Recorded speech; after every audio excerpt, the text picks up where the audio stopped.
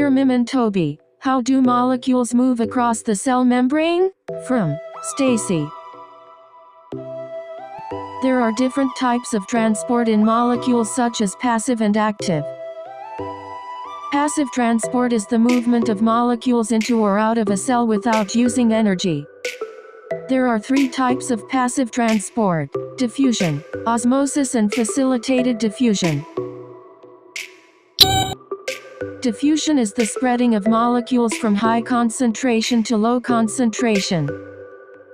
Osmosis is an example of diffusion, except it takes place in water.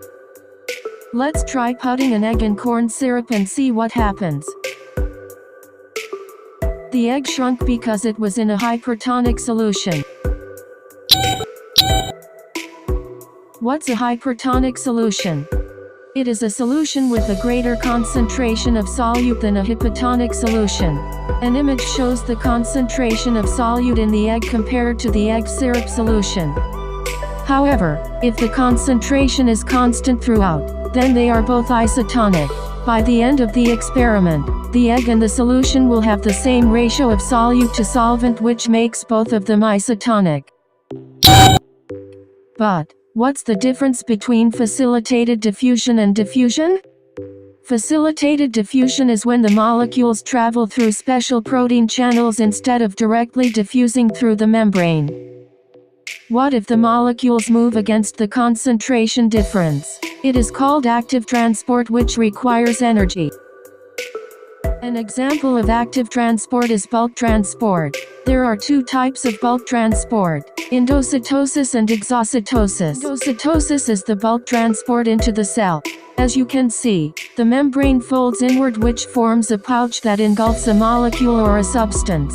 The pouch then closes, which results in a vesicle vacuole forming that contains the molecule or substance. For bulk transport out of the cell, the process is called exocytosis. Let's see how it works. A vesicle that contains the molecule or substance is transporting from inside the cell to the cell membrane. Next, the vesicle membrane attaches and fuses to the cell membrane, and then it releases the molecule or substance outside the cell. The cell membrane plays a very important role in the transport of molecules. There are several parts that compose a cell membrane, such as phospholipids, proteins, carbohydrates, and cholesterol.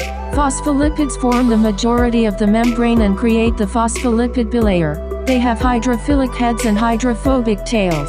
Proteins regulate what enters and exits the cell. Carbohydrates identify cells and communicate between cells. Cholesterol adds stability to animal cell membranes. How are your eggs looking?